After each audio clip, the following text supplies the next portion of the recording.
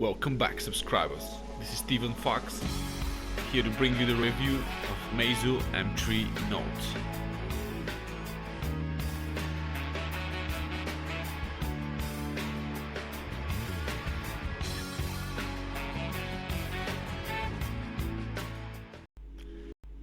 Welcome back, subscribers. This is Steven Fox, here to bring you the review of Meizu M3 Note.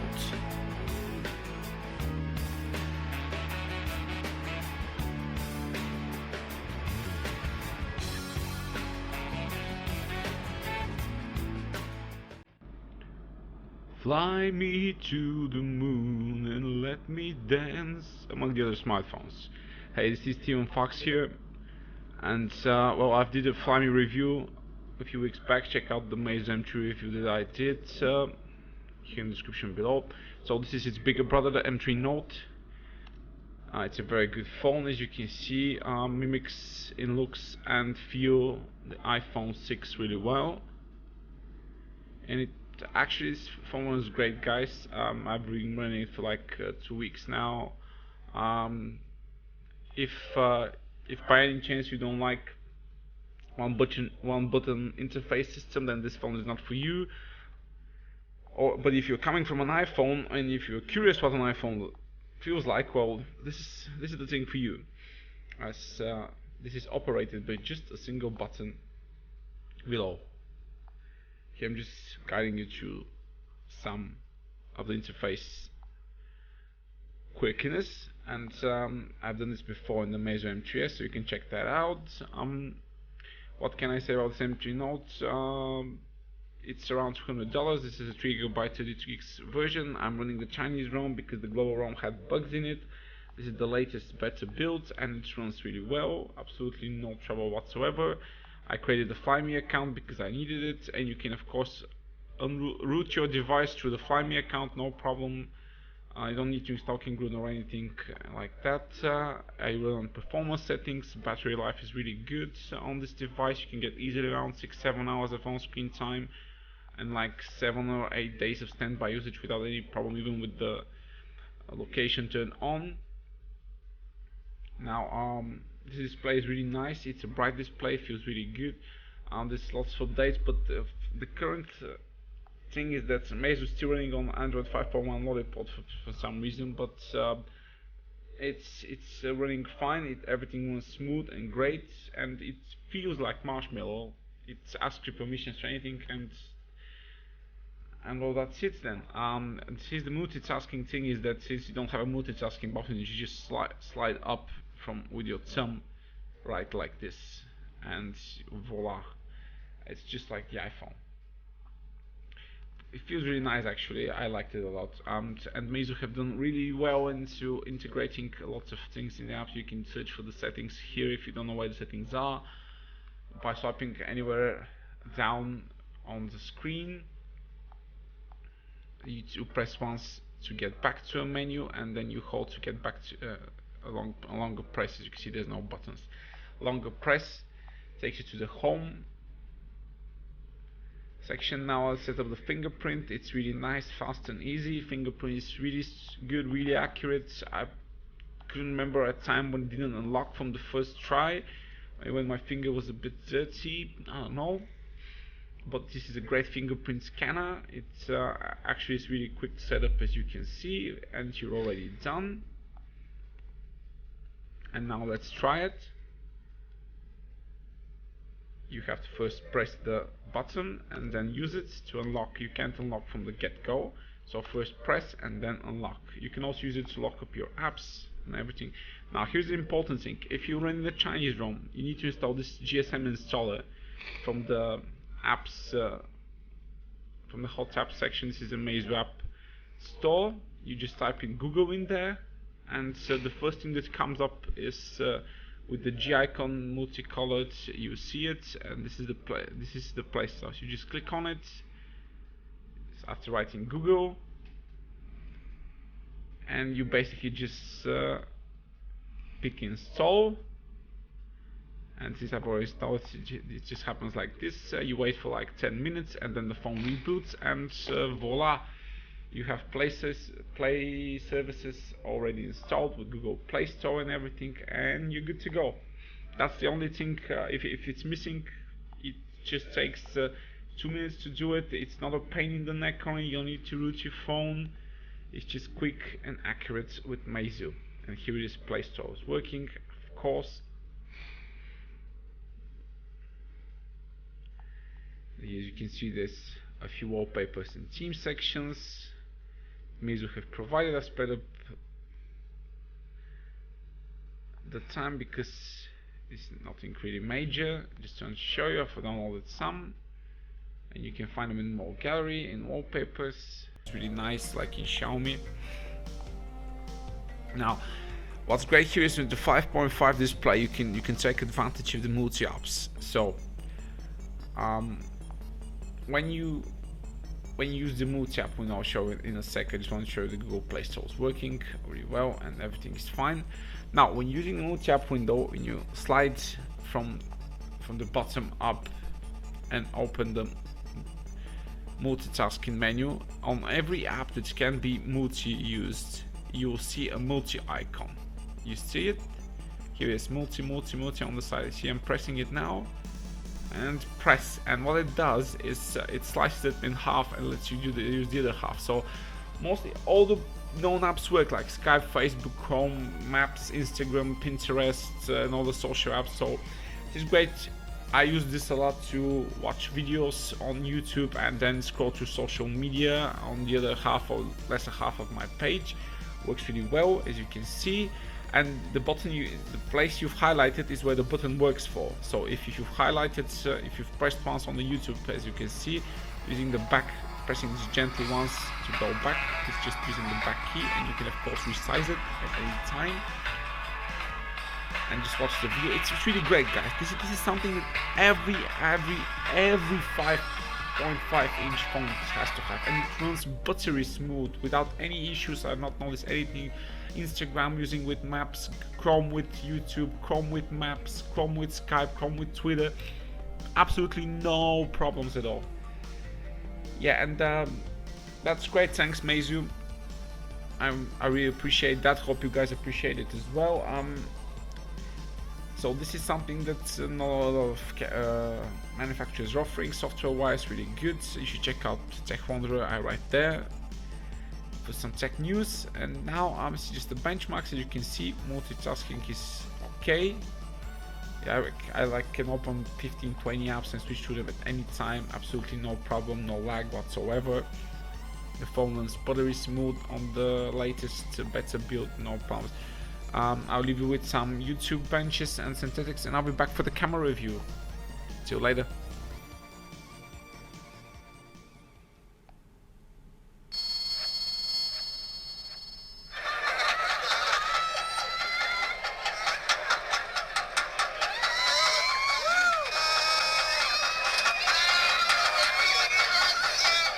I'm just doing the narration.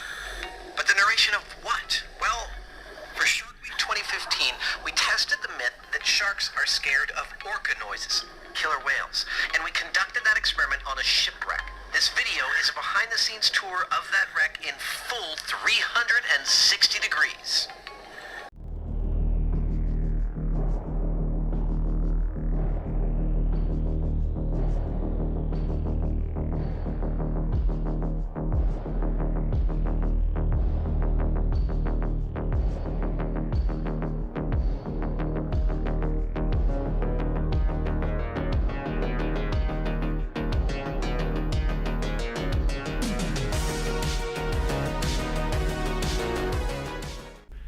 Those of you who know me know that this is my favorite part of the reviews. I enjoy smartphone photography a lot, and Meizu have been known to be quite good camera phones in the past.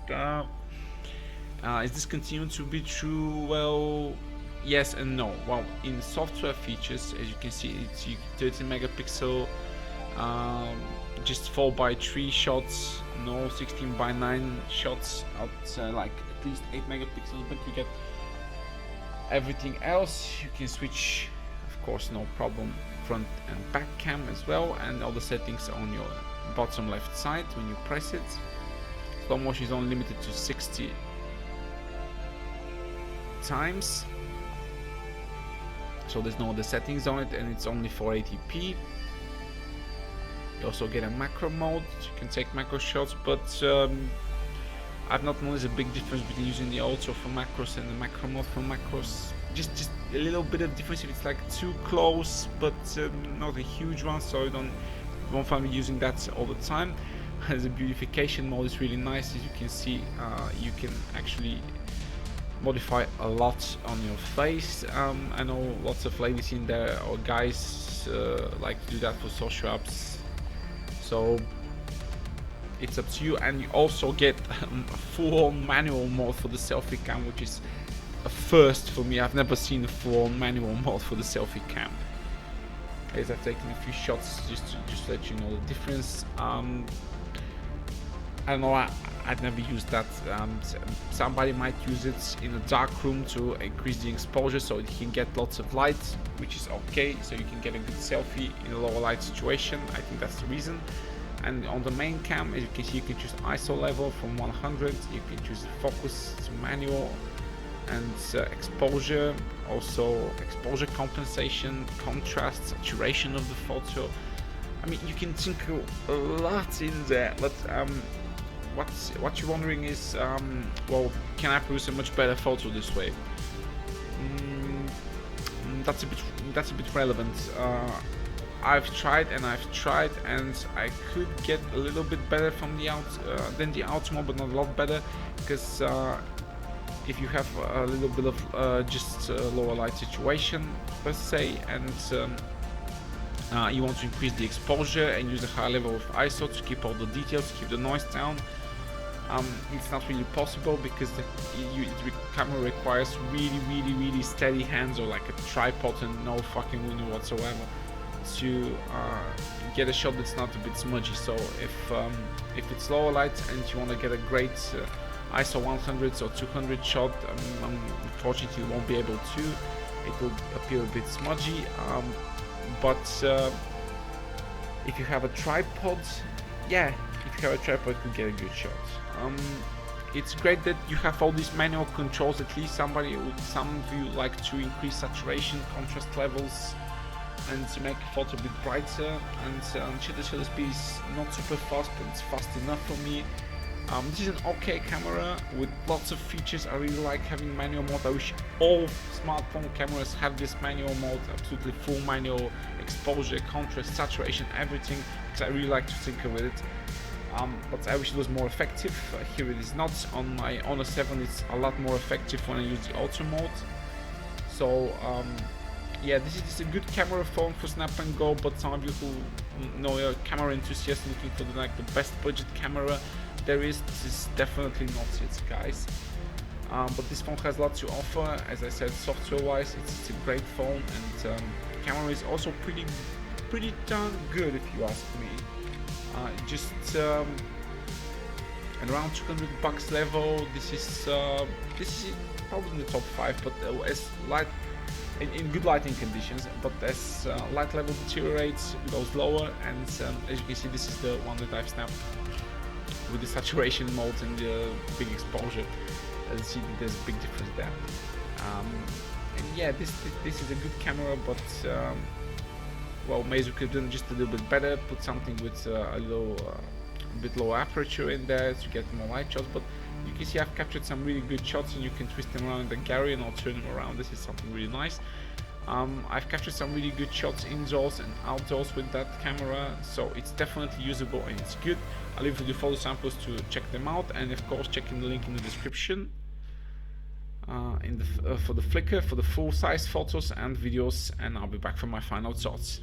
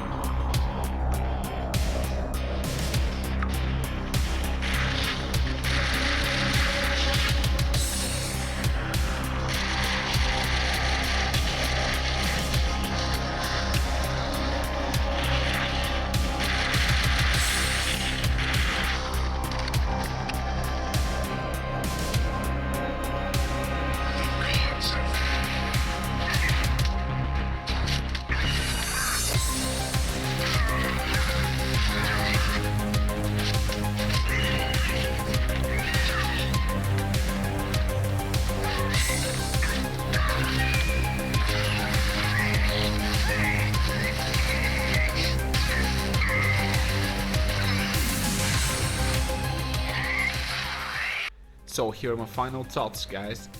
This is a good phone, it has great build quality, great battery life, great UI, especially multi-window app, full manual mode for selfie and main cam, but the main cam could be better and manual mode really doesn't do that much. Still running Wallpapers 5.1 and 3D games like with international ROM still to come. Hope you enjoyed the review, and if you want more, stick around.